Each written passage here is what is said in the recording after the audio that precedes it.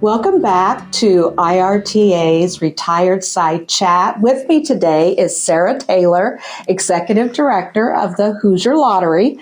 And hopefully several of you remember when she joined us for the virtual workshop last January.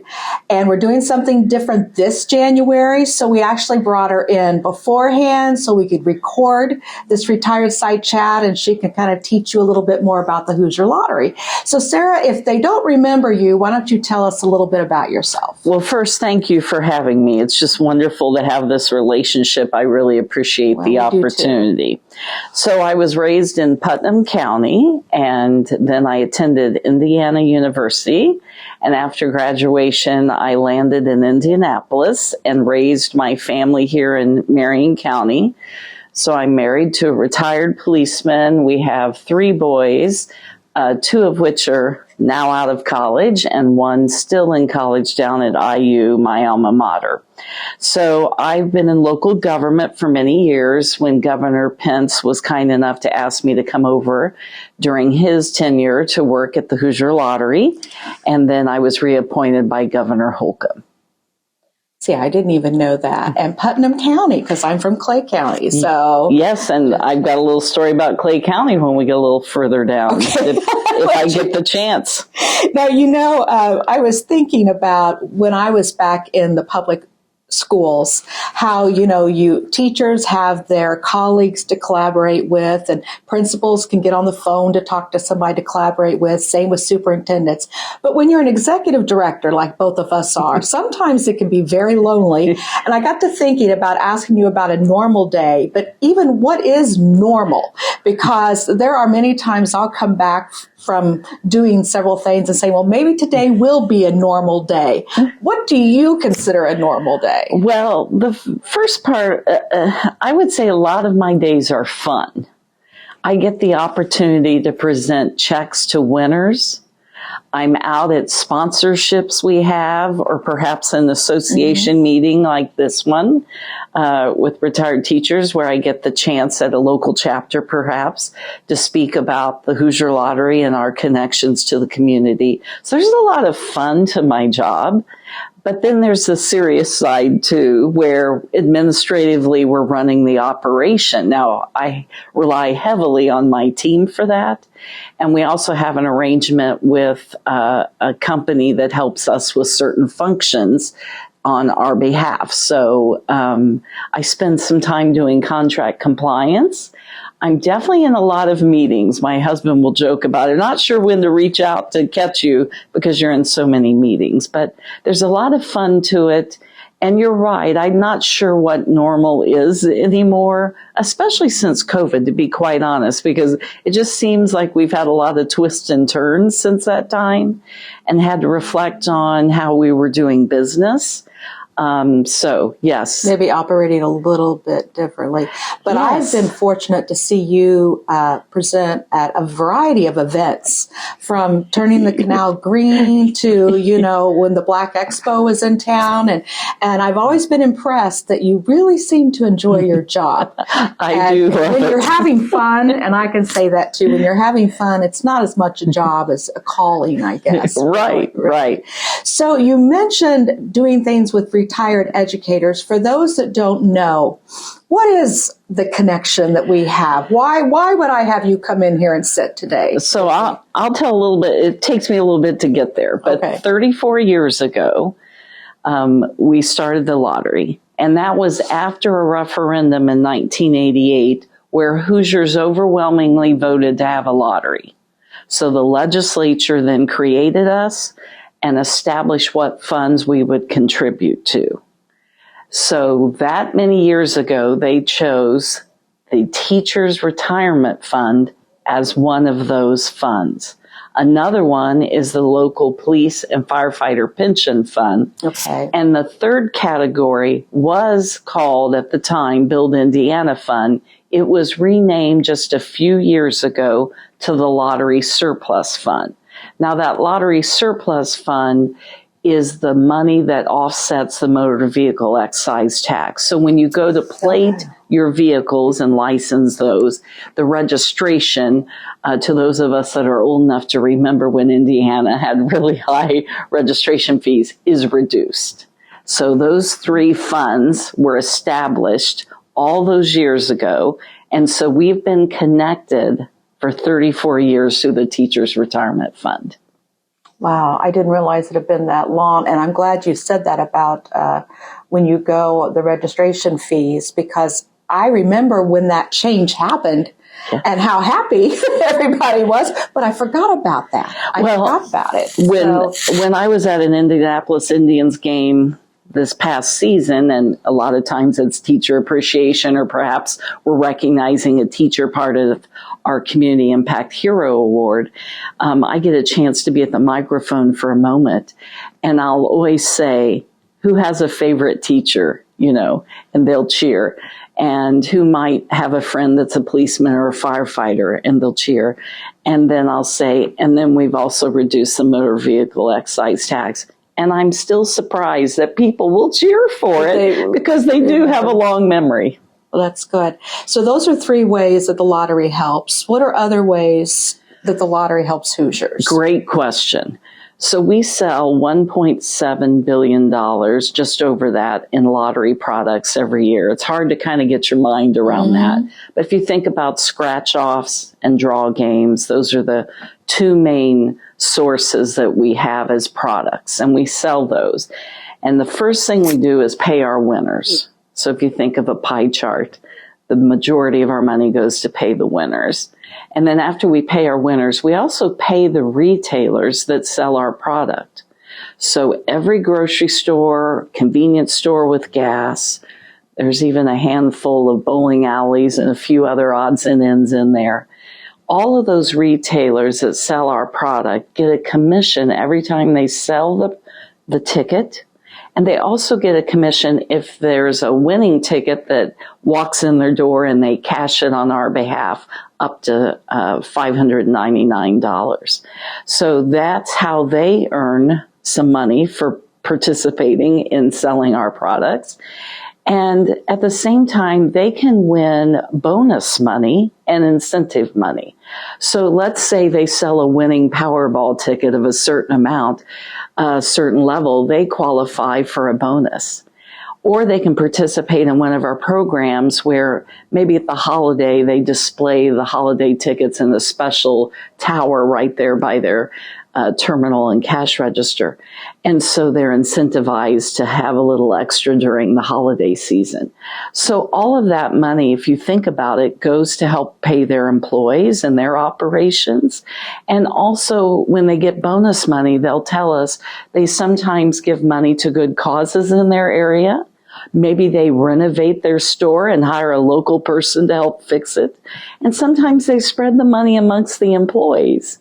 So if you think about it, it's kind of a little of a, trickle effect down throughout the communities. And so we're in every county, and on our website, there's a map that you can click on your county and learn how much the retailers had, how much of the pension monies we described stay in that county, and how much the local motor vehicle excise tax was reduced. I thought they only got for selling a winning ticket, but there's a lot more layers to that. So I'm glad to know that. Now, you were talking about the Christmas displays and all of that. And I was thinking about Christmas and Christmas stockings. I'm going to let you know where I'm going with that here in a minute. But so I started looking up, knowing you were coming in, how old do you have to be to buy a ticket? How old do you have to be to cash that ticket in? And I found a little bit of discrepancy. It wasn't, I was a little bit confused. And then I was thinking about the fact that I, over the years, have given nieces and nephews scratch-offs in their stockings. And I'm like, oh, I hope I don't get in trouble for that. But I thought, well, if they win, they can't actually turn it in. So this play responsibly, where I'm getting at with this is, set it out for me. Okay. So in our mission, our job is to maximize revenue for the state of Indiana in a socially responsible way. And that includes ensuring that our products are sold to those 18 and older in the state of Indiana. And in most other states, that's the same age. So that means we spend a lot of time and effort to ensure that we publicize that, especially at the holidays. So all of our marketing materials and anytime I speak, we talk about play responsibly and 18 and older. So there's lots of points that are involved in that. The first thing is, a few years ago, we kind of shifted our thinking a little bit. We were publishing the hotline that if someone needs some assistance and they're concerned about their level of play, we still publicize that hotline on all of our materials. And we still say play responsibly 18 and older. But we shifted our thinking a little bit to what we now call positive play, because we have found that in the adult population, fortunately, it's a small number, a small percentage of individuals that do have issues with their play. So we still advertise the information for them. We have brochures out at every retailer. We have other tools available, and we want them to connect for help. But we also want to spend time on supporting the, let's say, 97% of the population or so that have healthy behavior habits when it comes to playing. They play for fun and entertainment, and they know their game. They know to go to the website and look up the odds or read it on the ticket. They know how the game works, the rules associated to the game, and they just do it to have some light fun and entertainment. So we call that positive play, and we've now expanded onto the website at HoosierLottery.com with videos. So you can learn about odds and chances, when you play. You can learn about healthy behaviors and what to look for in a family member, perhaps, or something. We also now have extended that training to retailers and to our employees. And so we really just say, have fun. It's a game of chance. And we put all the tools available. We've got to track your play. We've got a calculator out there so you can get a feel for what you're spending. And we've, in the past, even had some financial literacy tools out there. And so all that is encompassed into positive play. Now let's take it back to your 18-year-old and younger. And that's 18 for a ticket or a scratch-off, right? Yes. Oh, okay. Whether you're playing a draw game like a Powerball game or you're buying a scratch-off. So this then extends even further. During the holidays, we talk a lot about gift responsibly. It's actually an international concept. And I was on a webinar recently with colleagues from around the world talking about this very subject. Now, the ages might be slightly different in other countries, but it's all fairly close. And it's all about making sure it's from adults to adults.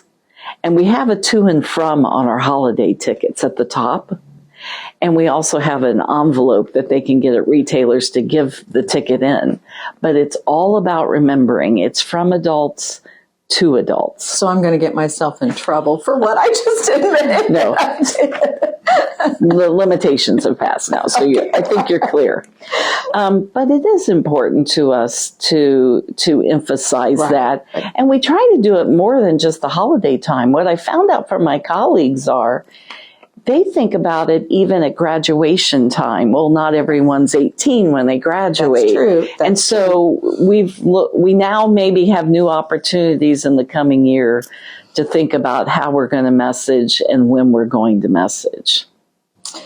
Well, I appreciate that. And like I said, but it's kind of made me think just listening to you, because we want to develop good habits and with children. So, you've got to think of that as well. Well, marketing wise, let's talk about that a little bit. We have sought certification from the World Lottery Association, and we're now at level 4, one of the few and first to reach that level in the United States. And that's where an independent assessment panel judges all the things we do. We have tons of commitments we make, upwards of 100 commitments to seek this certification from them. And then we have to get it renewed in a very short time. So that includes the retail training we discussed, the employee training, but it also means all of the marketing materials. So let's take the Willy Wonka ticket as an example. I know there's another version of the movie coming out. So there are different versions of the scratch off that you can buy, the licensed properties that we can sell. We've always chosen to sell the golden ticket instead of some of the iconic pictures you can imagine that can be on a ticket, because we were concerned it might be attractive to those under 18. So it's important that when we design games or select games, that they go through various testing and procedures so that we ensure our products are really for adults. So coloring books, another example. You know how hot adult coloring books became a few years ago. Mm-hmm. So there was actually a scratch off, and we ensured that we had examples of it and then went to final production with ones that weren't appealing to children. The designs weren't going to be. We also have outside groups that assist us a little bit with that. So there's the Indiana Problem Gambling Group and others that we can rely on sometimes to go up against and ask them their feedback. And we meet regularly with them. But we also own software tools that assist us in measuring the impacts of the design of the game on those that might have non-positive play. You know, they might have a little bit of unhealthy habits. And it lets us know if the game design would be a trigger to them, to be quite honest. And so we're able, it's almost like a coding system of red, green, and caution, like yellow. So we're able to run through software tools to measure. People have designed tools for us in the lottery industry so we can measure how our products are designed. That's another way we ensure that it isn't attractive to younger folks. And lastly, I would say when you go into a retailer, especially since COVID, a lot of folks have taken advantage of self-service. And as we know, the workforce has changed, the world has changed, and we've all modernized. And now the ability to help yourself as you self-check out at a grocery store, and now even at a convenience store in some cases, it's important that we still have rules in place about the 18 and older. So they may have one of our vending machines that sell tickets, but we ensure we train them. We also have a key fob so that if they see someone go towards the machine that is younger than 18 and tries to use the machine, the employee can shut the machine down from afar at their station. Oh. And I have personally witnessed it at my grocery store, and I complimented the store clerk and thanked her for following not only state law, but for obviously supporting positive play. So obviously there is rhyme and reason to where they place these, because our Walmart has one. So now I understand that. And you answered a question I was going to ask. How do you monitor 18 and over on those? The other thing we do at the Indiana State Fair, for example, where we as employees are helping sell our product during those few weeks, we, on the terminal that we have at all of our retailers, we actually have date of birth at the top rolling each day so that we know if you card someone that they're 18 and older. So we keep that date on the terminal each day. So throughout the state of Indiana, if a retailer has a question and says, may I have your date of birth? We know whether they're 18 and older based on that information. We don't have to calculate it in our head, which is helpful. Very helpful. Well, I'll tell you what. Let's get to something fun before we have to end this session. And that is you going out to local chapters to meet with retired teachers. And a while back, you met with our board of directors and kind of presented to them what you would do or what maybe your staff would do at a local meeting. And you've been to some of our locals. Your staff has, they've right? been kind enough to have us. So yes. tell them what to expect when you come out to a meeting. So I usually bring a PowerPoint and we show it up on the screen if they have the technology capabilities. If not, we can bring things along and we're happy to do it. And we share some information about the Hoosier Lottery itself, our mission, our retailers, our players. We might even show the latest commercial we have. For example, right now we have a holiday commercial out supporting our product. But then we really get into the nitty-gritty of how we're connected to the community, specifically to the Teachers Retirement Fund in that case. And whatever group we're speaking with, we speak about the impact the Hoosier Lottery has throughout the state. Whether you play or not, it's kind of a win for a stronger, smarter, safer Indiana, because we support, like I said, economically our retailers, and we're very grateful for what they do on our behalf.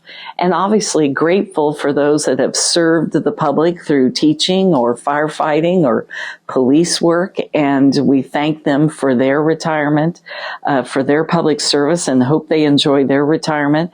And so it's a way to just spread that information. And yes, we do describe briefly what the lottery products are, but it's not about selling lottery. It's about selling what the brand really does on behalf of the state of Indiana.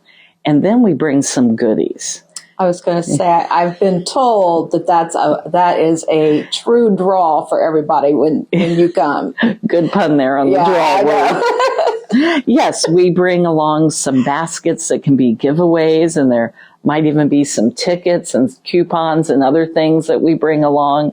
We've got some swag, as we like to say, and we don't mind bringing that along. And so we'd love to visit, and they just reach out to the Hoosier Lottery or get connected through your office. I'm sure you don't mind having our phone number handy, and we're happy to come. Well, I know that I've only received positive comments about it. Good. So you brought some tickets and things I to did. show. And I've also got my Clay County story to tell you at some point too. But before you do that, one thing I want to say is, I don't know if you're getting any pushback like we are about the $30 million that you give to the retired teachers every year, and we're not seeing any of that yet in any pension enhancements. But the money, you're still giving it, so it's there. And at some point in time, I know it will be given to the retired educators. So hopefully, you don't get too much. We do negative comments. We get questions occasionally. We obviously send the money down every month. We contribute into the funds from the profits that we have. And then collectively at the end of the year, that totals the $30 million. And then it's up to the fund distributors. Right. We won't go there today, but I just want everybody to know that we're contributing right now. You are still contributing. We're contributing. So tell me what you brought. So we brought some of our holiday tickets along today. They're fun. Like I said at the top, they've got to and from that you can do. And they're $1 through $10 this year, so you can win prizes instantly. But the nice thing about some of our products are we have second chances, and we also have promotions throughout the year. So I will put in, for those that do like to play, keep in mind, if there's a second chance and you didn't win the first time, when you scratch it, you can still go to our website or our mobile app and enter it into a second chance promotion for the holidays. And that can be up to $10,000 for this holiday that you might win. And not everyone knows to do that. So it's something worth considering. Okay. And then sometimes we do things that have no tie to a ticket. We're really excited about one we just did. I talked to a couple of ladies last night when looking at some holiday trees, and they were telling me how they play and what they're interested in. But we have an opportunity this past fall. We sent someone from Indiana clear out to Phoenix to the NASCAR Cup Championship. He was one of 4 finalists, and he kept making it through each level as they reduced down to the final series and final race. And he won $10,000 and had a great time out there. So sometimes we have prizes of experiences. We will also send, we've had folks in for Powerball New Year's Eve in New York City as another example of a fun thing we've had. So sometimes when you're at the Colts game or Pacers game, there's times where you just can enter to maybe win season tickets, or you're at a concert and you want to win season tickets to the next year's worth of concerts. So it's not always about playing. Sometimes it's just the fun and experience of a special sponsorship. So I encourage people to think about that. And then, as you know, we've got 2 other things for teachers to consider. We would love, if they're interested in ever telling their story, what they do in retirement, they can connect to us and we show those stories on our website. Or, as you've indicated, you've joined us for some fun events. Yes, I have. We will have, through these sponsorships, we'll get tickets to special lunches or athletic events. And so we love to take folks along with us on occasion. So that's another reason to consider connecting with us. Well, I want to say it's fun to be a guest of the Hoosier Lottery, and I mean that very sincerely. And to get me out in the cold like we did last St. Patrick's Day, yeah, that was something, but I enjoyed it immensely. Good. That's a great way to kick off that week. So then we showed you, this is what a draw ticket looks like, just so you get a little bit of a feel for those that maybe play Mega Millions or Powerball. This is where you can either select your numbers on a play slip, or you can let the computer generate a number for you. And then visually, if you think about it, on our draw stations, you see those machines that have numbers and the balls pop up and then one is selected. Yeah. So those are kind of the 2 main products we have, the draw games and the scratch-offs. Well, I appreciate you coming today, Sarah. I want to remind our viewers to play responsibly, but, to have fun. And I would encourage locals to have the Hoosier Lottery come out if you want, because like I said, I have had nothing but positive feedback. It's been a lot of fun when you've gone out as a guest. So Thank you for that. And you ready for my Clay County story? Clay County. We're going to squeeze it in. Okay. So briefly, when I was introducing myself, I am proud that my daughter-in-law recently got her PhD in special education this past May. Oh, so congratulations. So we're excited about what she works mostly with hearing impaired, but yes, I'm very excited about her role. But then I think back to my great aunt from Clay County. Now, she's been gone quite a few years, but she taught Orville Redenbacher. Oh my gosh, I hope the viewers recognize him, the popcorn. I don't know if he's a popcorn king, but definitely is, he... definitely a long brand, yes. Wow, that is very interesting. Yes. That is interesting. Well, thank you for that.